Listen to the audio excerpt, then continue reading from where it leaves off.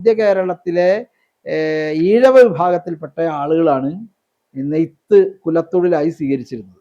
പക്ഷെ അവർ അന്ന് നെയ്തുകൊണ്ടിരുന്ന വസ്ത്രത്തിൻ്റെ പേര് പുടവ എന്നാണ്. പുടവ.